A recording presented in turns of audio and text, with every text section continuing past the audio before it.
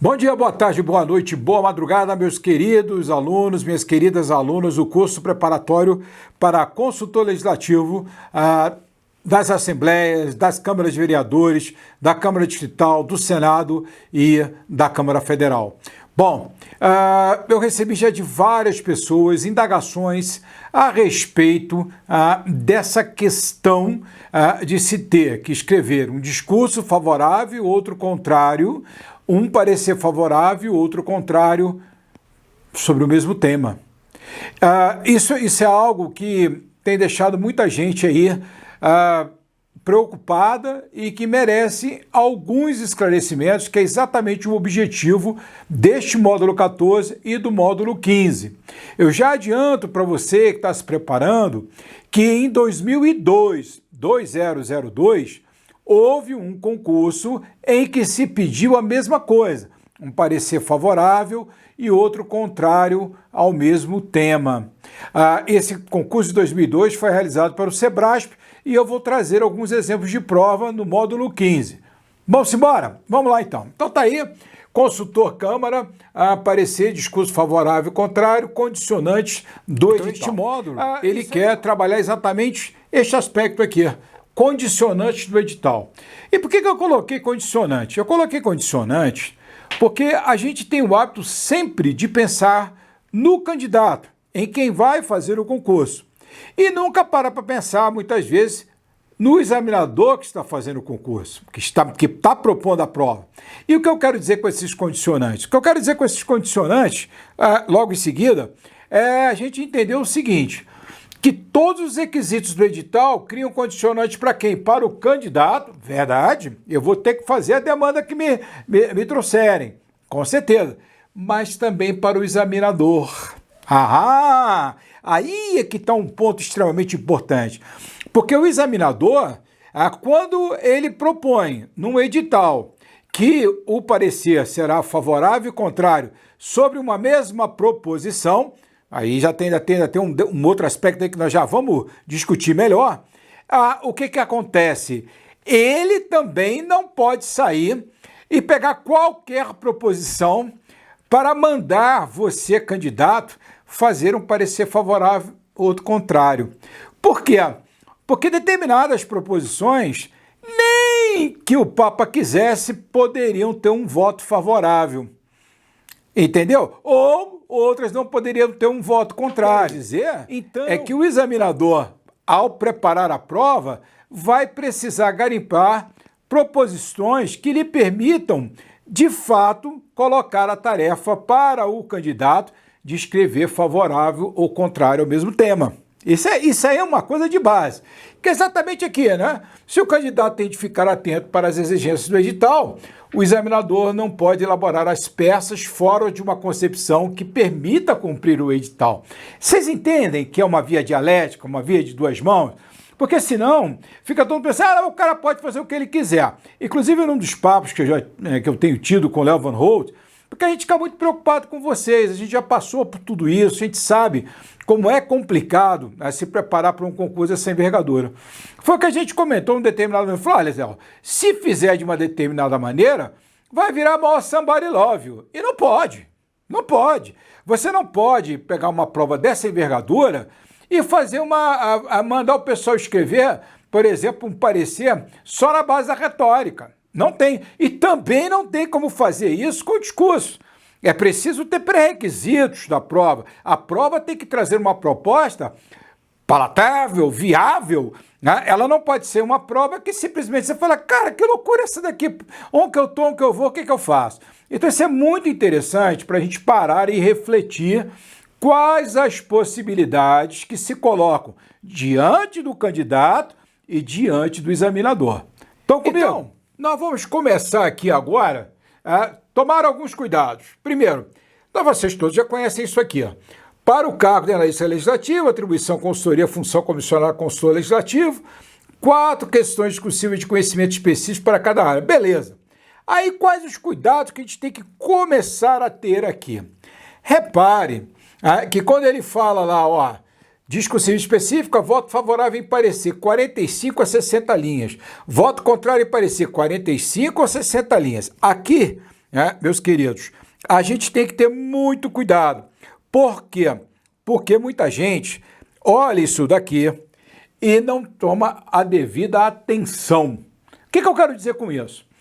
Olha, os meus alunos têm me dito que da linha, desde o momento que você abriu o caderno de prova, leu, preparou o seu plano, o seu checklist, fez a prova e entregou ao examinador, nós vamos ter mais ou menos na faixa de 2 minutos ou mais para cada linha. Então, um dos primeiros problemas que a gente tem nessa prova é definir exatamente quantas linhas a gente vai escrever.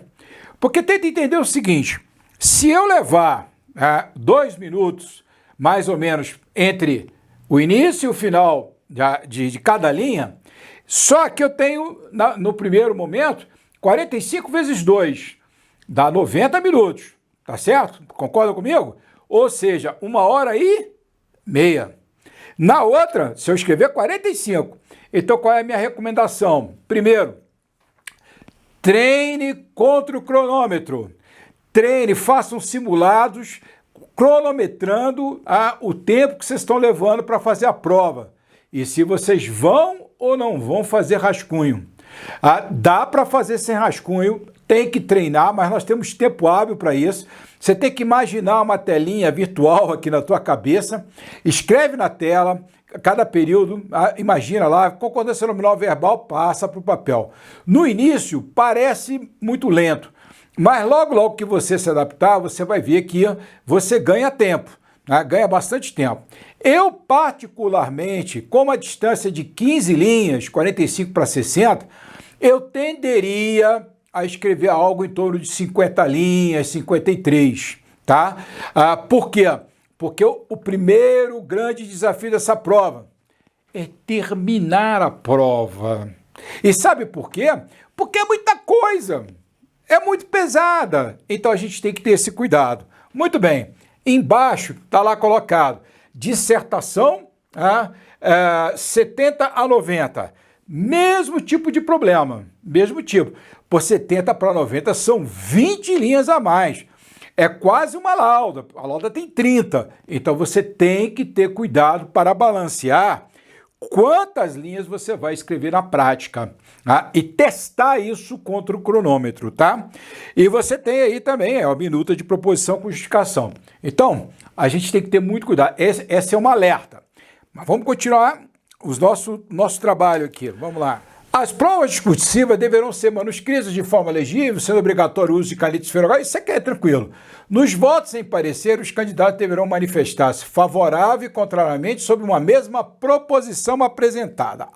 Peraí. Eu quero discutir isso aqui com vocês com certo cuidado. Ele aqui usou uma expressão muito importante. Ele disse assim, proposição. Proposição, quando eu falo em proposição, eu preciso ter minimamente lá uma epígrafe, o número da lei, a ementa, a fórmula de promulgação, os artigos e, de preferência, também a justificação. Se eu não tiver a justificação, até não me preocupa muito não.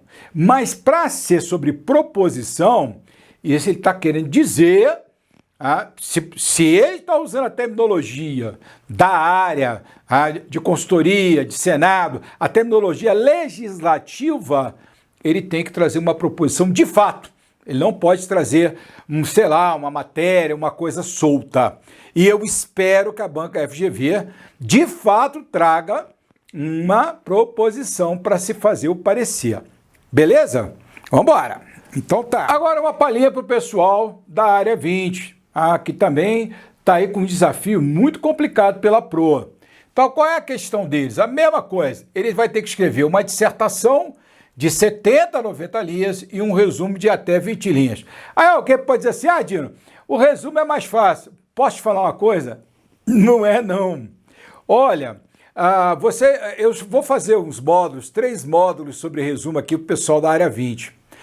As últimas provas em que caiu o resumo, Cara, a prova do Senado, por exemplo, que caiu um resultado sobre entropia, mas ninguém merece aquilo ali. Muito difícil ser feito, né? Mas nós vamos discutir técnica, vamos discutir estratégias. Então, o resumo pode ser até de 20 linhas, mas, meu amigo, dependendo do texto que tiver de ser resumido, é um canhão, é uma prova que detona muita gente. Eu só gosto de fazer corrido, quando eu já estou meio aquecido mesmo, aí eu vou para o resumo. Muito bem, e aí eles têm o mesmo tipo de trabalho. Discurso favorável e discurso contrário sobre o mesmo tema, entre 70 e 90 linhas. Mais uma vez surge o desafio, é quase uma lauda, então tem que saber direitinho, né, quantas linhas você vai escrever para não se enrolar e não conseguir terminar a prova. Entenderam? Bom, como eu estava explicando, um dos maiores desafios é terminar essa prova. Então, é preciso definir claramente, né, quantas linhas você vai escrever. Por quê? Porque, às vezes, você se empolga, faz 90 linhas no primeiro discurso e não consegue fazer o segundo. Ou chega só até a metade. Então, preste atenção nisso. Cronometrem, treinem, vejam em casa. Não brinquem, não dá para ir para essa prova sem estar com tudo muito bem definido, porque a probabilidade de encontrar algum obstáculo difícil de ser transposto é muito grande. Vamos adiante. Cuidado com isso aqui também, né? Nos discursos, os candidatos deverão manifestar sobre um mesmo tema relacionado aos objetos de avaliação. É a mesma reza em relação aos pareceres. Então, o tema tem que ser o mesmo. E cuidado, porque eu já vi acontecer em Priscas Eras, um cidadão que colocaram 2 temas para ele e tinha que escolher um tema para fazer favorável e contrário. Ele fez o favorável sobre um tema e o contrário sobre outro tema. Depois ele teve a prova desqualificada, né, desclassificada por causa disso. Foi um caso emblemático. Essa pessoa já até morreu, já nem me lembro mais o nome dela. Era um cara muito bacana. Muito bem. Vamos lá aqui, ter um cuidadinho aqui. Olha isso aqui. Na avaliação das provas discursivas serão considerados o conteúdo e a precisão das respostas. Preste atenção nisso aqui, porque tem muita gente que acha que pode chegar ali, e simplesmente escrever qualquer coisa. Não pode.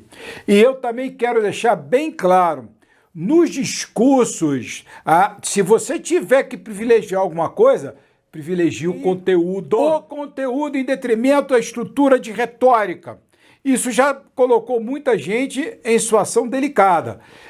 É importante entender, e nós vamos conversar sobre isso com mais calma, que o discurso, ele é sim uma peça de oratória, mas ele não é só uma peça de oratória, ele é uma peça dissertativa argumentativa. Então, ele precisa ter substância, ele precisa ter dados técnicos, ele precisa ter dados socioeconômicos, ele precisa ter argumentos de convencimento lógico e não simplesmente uma peça apelativa para tentar convencer a audiência. Então, prestem bem atenção nesse aspecto aí, conteúdo e a precisão das respostas, o grau de conhecimento do tema demonstrado e a fluência e a coerência da exposição. Aqui eu vou me lembrar aqui de um grande amigo meu, o Guto Paganini, que ele dizia assim: Diano, estudei 80% do conteúdo da prova, chegou lá, caiu os 20% que eu não estudei. Então esse negócio de tema pode acontecer, você estudou muita coisa, fez todo um fichamento, né, usando a expressão antiga, sobre vários tópicos polêmicos que poderiam cair na área de discurso e sobre, nas outras áreas, temas que são polêmicos, que poderiam cair, porte de arma, marco temporal, casamento entre pessoas do mesmo sexo, enfim, todo o mapeamento, cotas, tudo isso mapeado. Chegou lá, caiu um tema que eu não havia feito esse fichamento. O que vai acontecer? Volta para casa, Araquém. Vem um ano que vem. Não tem saída. Em contrapartida, se você estudou 20% dos temas e tal, e caiu um tema que você sabia, ótimo, você vai ter mais condições de fazer. Eu comentava com o Leandro Vieira, que hoje é diplomata, mas eu preparei tanto para o Itamaraty quanto para o Senado Federal, e foi o mais jovem consultor do Legislativo do Senado. Então eu comentava com ele, em 2002, no concurso que teve ali, 2000, 2003, eu não consegui pontos para passar para a próxima etapa, no objetivo eu não fui muito bem. Mas eu falei para ele, olha, eu não sei se eu ia dar conta de fazer a discursiva, porque era uma discursiva complicada, o tema para o discurso era muito complicado. Vocês vão ver no módulo seguinte, por exemplo, as duas propostas para a área de discurso que houve no concurso de 2002, que tem um feitio parecido com esse de 2023 da Câmara Federal. Muito bem, então muito cuidado com essa questão, tá? Não entre abordagem tangencial, parcial ou diluída. Não dá para fazer essas peças na base do somebody love, tem que ser coisa substancial, que eu até acho que para todos vocês que estão se preparando aqui com o curso, é default. Quer dizer, eu não espero encontrar num candidato a consultor alguém que não tenha um conhecimento sólido sobre a área que se candidata. Quer dizer, não se adquire conteúdo de base, né, para uma prova dessa. O que vocês precisam saber, e é o que eu me proponho, é como é que funciona, como é que funcionam os pareceres, a minuta de proposição, os discursos e por aí afora vai. Vale aqui também uma nota a respeito do pessoal que vai fazer orçamento e fiscalização. Eles têm um feitio completamente diferente. Vocês podem ver lá, ó, voto e parecer de compatibilidade da equação orçamentária e financeira, então eles só têm um voto. Eles têm emenda com justificação e 2 dissertações, né? Então, é bem diferente, mas tudo que eu estou falando aqui agora, cronometrar o tempo que leva, estabelecer estratégia, saber quantas linhas vai escrever em cada peça, isto é fundamental para todas as áreas. Isso é default. Candidato não pode deixar para definir se vai fazer rascunho, se não vai fazer rascunho na hora da prova. Na hora da prova, você tem que estar com todas as estratégias bem definidas para pensar apenas em como fazer a prova com adequação e com objetividade, dialogando com o comando, procurando chegar no pensamento do examinador. Aqui tem um detalhe muito interessante. Olha só, a dissertação dos candidatos ao cargo de analista legislativo, atribuição, consultoria, função comissionada, de consultor legislativo, e a dissertação dos candidatos ao cargo de analista legislativo, atribuição, consultoria, função comissionada de consultor de orçamento e fiscalização, serão avaliadas adicionalmente. Olha o que esses caras falaram aqui. Essa banca teórica, aqui, ó, adicionalmente, quanto ao domínio da modalidade escrita culta da língua portuguesa, considerando os aspectos de natureza gramatical, tais como ortografia, sintaxe, adequação vocabular, com desconto de 0,14 pontos para cada erro até o limite de 7. Aí o senhor disse assim para mim, Dino, então, eu não tenho nenhum problema não, eu posso escrever o resto da prova meio relaxado, se tiver erro não vai ter nenhum problema. Olha, eu não correria esse risco. Outro dia eu conversava mais uma vez com ele, eu falei, olha, e com outros alunos, às vezes, se você tem um erro lá, por exemplo, de conectividade lógica, sem ser nessa prova que vai ser avaliada adicionalmente, tudo bem, o examinador não pode te punir pela forma, mas ele pode te punir pelo conteúdo, pelo problema que aquela falta de conectividade ocasionou para o entendimento do conteúdo. Então, cuidado, não relaxem, não façam a prova achando que porque tem uma que vai ser mais, tem um crivo de gramática, que você pode relaxar nas outras. Mantenha a qualidade do texto, mantenha o nível do trabalho que você vai fazer. Estão comigo? Estão comigo? Bom, agora vamos começar a fazer umas hipóteses, a raciocinar um pouquinho a respeito do que o examinador pode querer fazer. Bora lá. Bom, possibilidades para colocar em prática as demandas do edital nos comandos das respectivas provas de parecer e discurso. Muito bem. Então, ali está mais ou menos assim, conforme visto acima, os pareceres vão ser sobre o conteúdo específico de cada área. O que, no primeiro olhar, poderia significar que não seriam cobrados os critérios de constitucionalidade, legalidade, juridicidade e regimentalidade. Tem um problema. Qual é o problema? Todavia, na absoluta maioria das áreas, o que está acontecendo na maioria das áreas? Elas têm isso aqui, ó. Eles têm esse pedacinho daqui, ó, dizendo fundamentos de direito constitucional positivo brasileiro referentes à área temática. Então, isso significa, claro, vocês não vão ter quem é das áreas temáticas, não vai ter que escrever um parecer de CCJ, propriamente dito.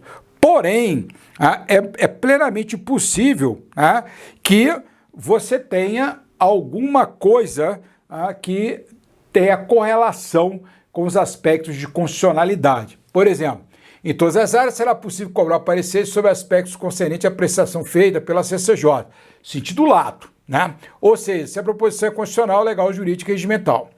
Isso deverá ser feito, sobretudo, levando-se em consideração os princípios constitucionais de cada área. A competência, a iniciativa, a adequação da matéria ao tipo de proposição. Então, esses elementos aqui que a gente tem, né, esses elementos finais aqui, do meu ponto de vista, isso aqui pode ser muito bem cobrado na forma de um parecer. Essa proposta, ela se insere entre o rol de competência da União, é competência concorrente, não é? Quem está tomando a iniciativa da proposição pode fazer isso? Que tipo de proposição ela está adequada à matéria da proposição, ao tipo de proposição? Então isso pode sim ser cobrado. Isso pode ser cobrado e está dentro do edital exatamente no conteúdo específico, nesses aspectos que eu falei com vocês que tem na maioria das áreas, tem lá no último, no penúltimo ali, tópico do conteúdo específico. Muito bem. A proposição deverá ser avaliada quanto aos requisitos de mérito, oportunidade e necessidade. Pareceres de mérito, né? E conveniência. Pareceres de mérito. A proposição deverá ser avaliada quanto aos requisitos de mérito, oportunidade, necessidade e conveniência. Aqui, muita gente tem me perguntado, que está em mentoria, eu falo assim, Dino, às vezes eu tenho dificuldade, porque eu venho discorrendo e às vezes eu tenho dificuldade de encaixar essas palavras. Às vezes nem todas essas palavras vocês conseguirão encaixar. Mas é muito importante que, por exemplo, eu venho ali dizendo alguma coisa a respeito de não se permitir o porte de arma pelo cidadão comum. Então, eu vou dizer que isso é oportuno, porque é uma maneira de coibir a violência. Eu vou dizer que é necessário porque tem havido, digamos, uma proliferação de pessoas andando armadas, que são CAC, mas não têm porte de arma. Então, o que é interessante é que isso é conveniente para a sociedade. O interessante é que se amarrem essas palavras ao conteúdo do parecer que vai ser dado de mérito. E também, muito interessante, você pode escrever um discurso também muito bom, baseado nesses elementos. Por quê? Porque eles facilitam a organização do pensamento em relação ao conteúdo do discurso, porque ele lhe dá uma diretriz.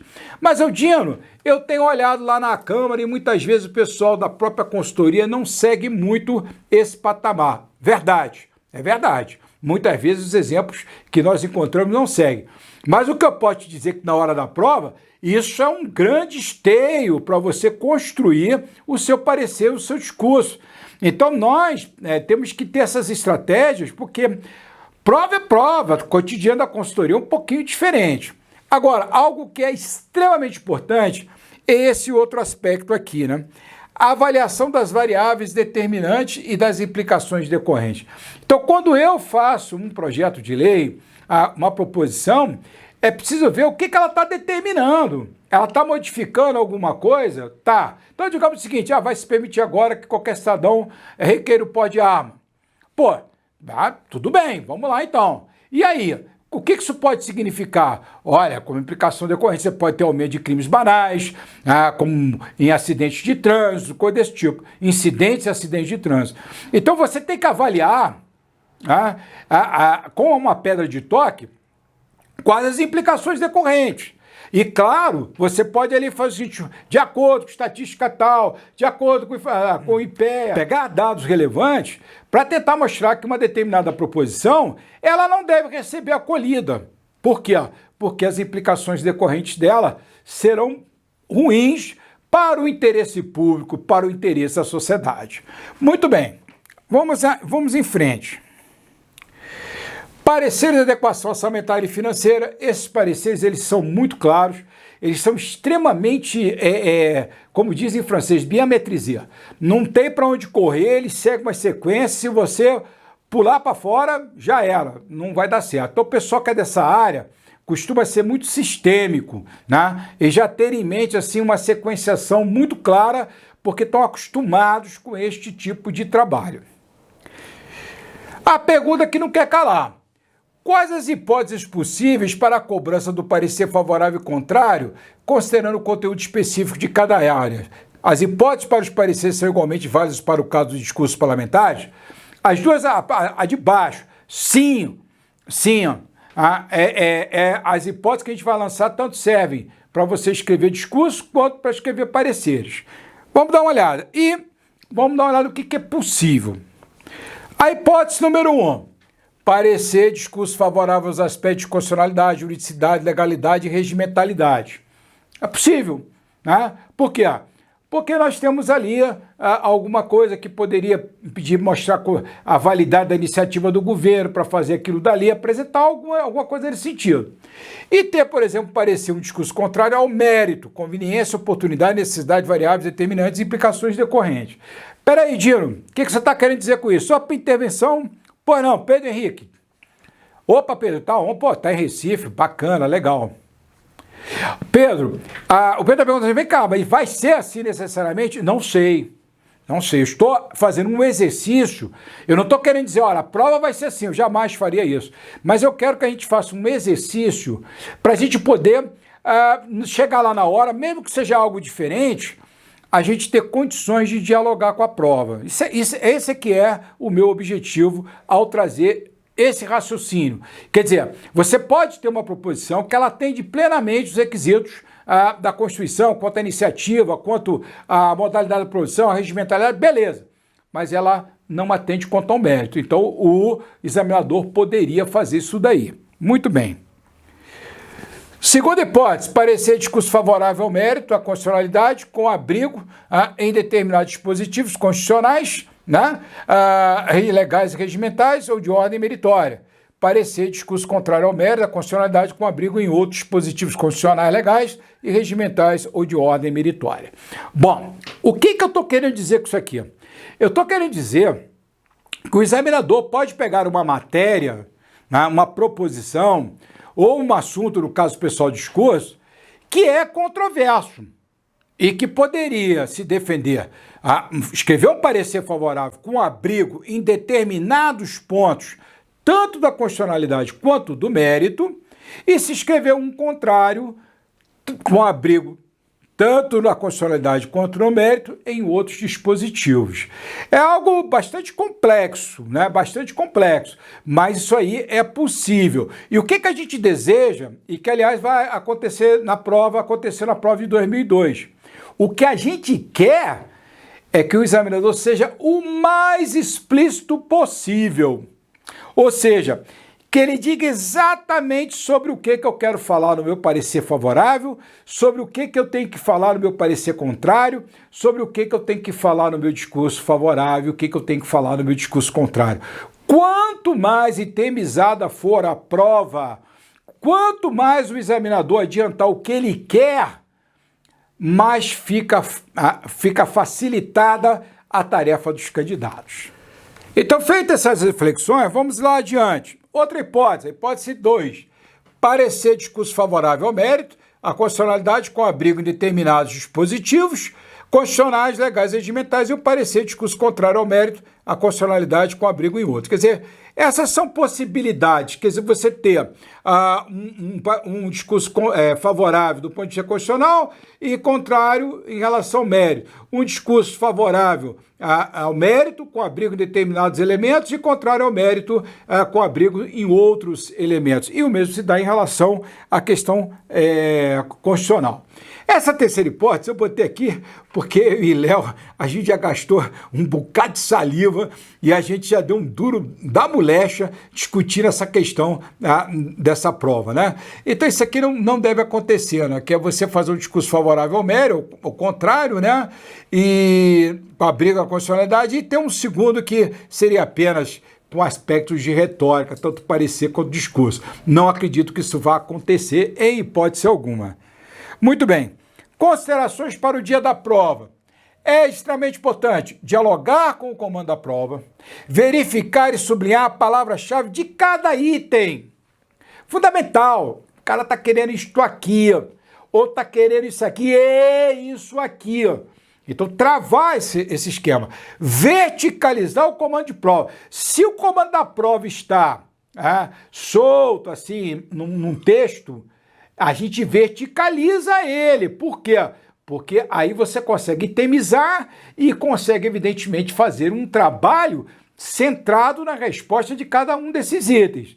Eu acho que a tendência é todas as tarefas já virem devidamente itemizadas. Muito bem. Fazer a prova focada na resposta item a item do comando. Aqui vem um ponto interessante. Vira mexe, alguém me diz assim, ô Dino, sinceramente, às vezes eu olho algumas dessas provas que você coloca aí, que tiraram notas altíssimas, eu acho elas tão simples. Às vezes eu acho que elas não tem nenhuma, que não tem aquela empáfia que a gente está acostumado a ver em artigo acadêmico e tal. Cara, academia é academia, concurso é concurso. Concurso, você teve alguém que disse, olha, eu quero que você fale sobre A, B, C, D e E. E ele está corrigindo com a planilha, buscando cada ideia, cada argumento que ele deseja encontrar naquele tópico que ele ofereceu como demanda para o candidato. Então as provas, às vezes, elas chegam a ser muito escolares mesmo, muito sequenciais, tudo muito arrumadinho. É concurso, é concurso. Não pediram para você fazer um paper com 1000 citações, não é por aí. Se puder citar, tudo bem. Trazer todo dado socioeconômico, estatístico, técnico, ele é bem-vindo. Muito bem, adiante. Iniciar os parágrafos recuperando o enunciado de cada item proposto pelo examinador. Olha, isto aqui, eu até vou respirar um pouquinho aqui. Vocês já viram que tem hora que eu fico enrolado aqui com o meu tablet, né? Veja bem, eu sempre coloco o seguinte, escuta, o cara colocou um item lá, o examinador, botou um item, opa, intervenção, Isso, a Maria Clara, aqui de Brasília, ela falando o seguinte, ô Dino, você está propondo que a gente meio que, quase que reescreva o item, o lado do item, no início de cada parágrafo? Tô sim, tô e assino embaixo. Por quê? Porque se eu faço aquela resposta escolar, né, por exemplo, fazendo a brincadeira, você não veio a aula por quê, Joãozinho? Eu não vim à aula, professora, porque estava com dor de barriga. Cara, mas está repetindo exatamente, praticamente o que é a pergunta. E por que eu vou fazer isso na prova? Porque eu quero conduzir o examinador. Eu quero que ele perceba, ele não ter que voltar lá para ver se aquele item que ele perguntou estava sendo respondido ali por mim. Eu quero conduzi-lo, eu quero que ele leia o meu texto de uma vez só.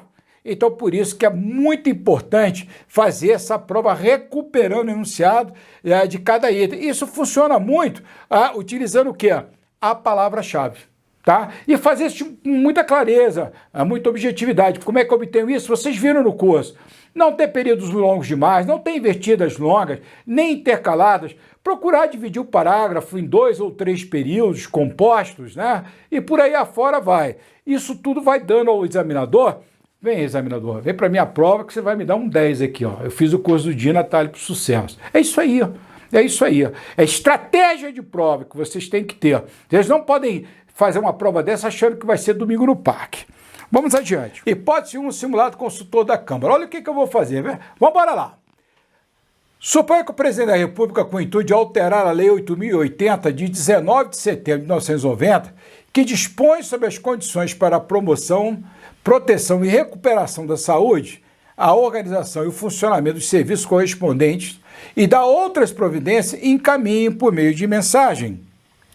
Projeto de lei que autoriza os hospitais públicos do Sistema Único de Saúde, SUS, a estabelecer convênios para a prestação de serviços a usuários de planos de seguros privados de saúde.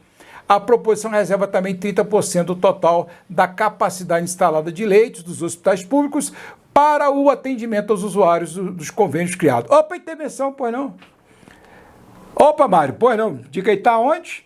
Rio de Janeiro, pois não, Mário? Verdade. Ô, Dino, você não estava falando que provavelmente ele apresentaria uma proposição? Tava sim, ó.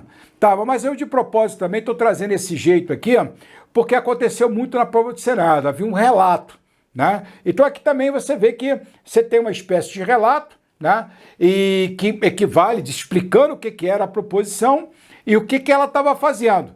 E aí é que eu digo, você tem que sair ali verticalizando, olha, isso aqui que ele está fazendo, isso aqui é bom, é ruim, ele pode fazer isso, não pode fazer isso, tem que verticalizar esse conteúdo aí. Por isso que eu particularmente prefiro que eles apresentem uma proposição ipsis literis, mas pode ser que aconteça assim também.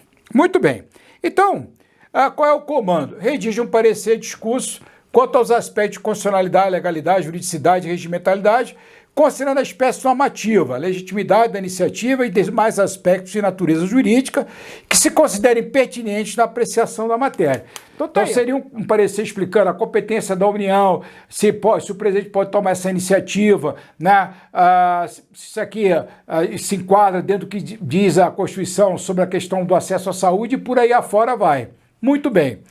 E na sequência eu coloquei redige um parecer, discurso quanto ao mérito da proposição, a oportunidade, a necessidade e a conveniência do projeto de lei, bem como quanto às implicações decorrentes das determinações do projeto, caso aprovado.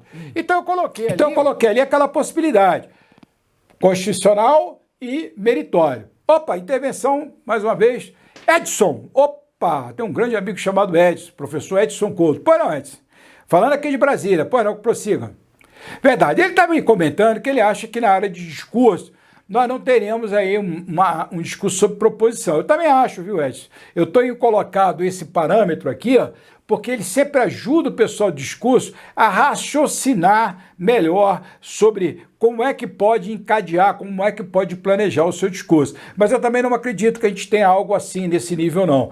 Sobre um discurso sobre uma proposição. Pode até acontecer, mas eu acredito que seria uma temática mesmo, vai ter um tema dali, tanto é que lá atrás estava escrito que na proposição para os pareceres, mas para a área de discurso tinha escrito o tema, né? Mas de qualquer maneira esse raciocínio é muito importante, isso tem que ser alavancado, isso mexe com a gente, isso alavanca a nossa forma de pensar.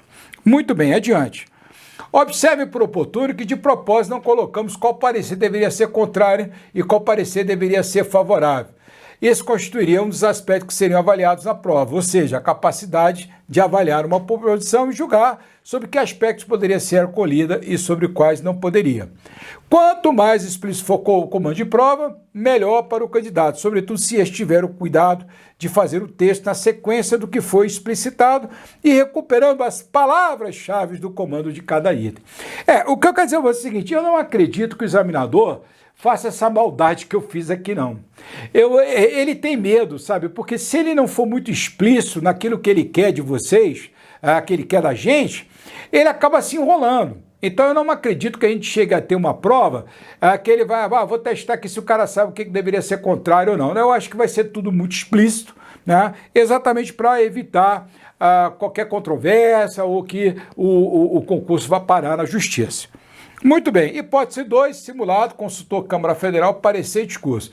Suponha que a bancada da bala, essa aqui é legal, essa aqui pode cair para a galera do discurso, com o intuito de garantir a autodefesa do cidadão, tem apresentado um projeto de lei que altera a Lei 10.826, de 22 de dezembro de 2003, conhecida como Estatuto do Desarmamento, que passaria a vigorar com a seguinte redação e demais alterações necessárias. Então tá lá, ó. Artigo 1º. Esta lei tem por objetivo modificar a redação do Estatuto dos Armamentos, Lei número 10.086, de 22 de dezembro de 2003. Artigo 2. Artigo 2º, hein?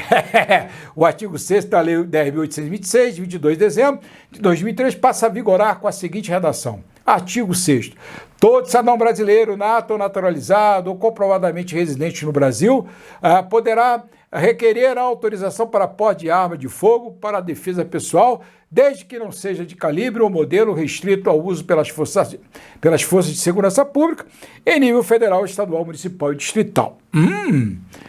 Para ter direito à autorização para o porte de arma de fogo, o requerente deverá comprovar capacidade psicológica para o uso de arma de fogo, mediante exame psicotécnico, capacidade de manuseio da arma, objeto da autorização mediante prova realizada pelas entidades cadastradas para esse fim.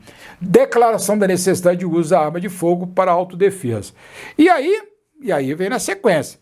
Além dos requisitos estabelecidos neste artigo, o requerente da autorização do porte de arma de fogo não poderá ter antecedentes criminais. Então, Está aí a proposta. Então esse ali vocês viram que ele está bem feito mesmo ali, como uma proposição, mais ou menos como a gente disse que a gente deseja que seja feito pelo examinador. Muito bem.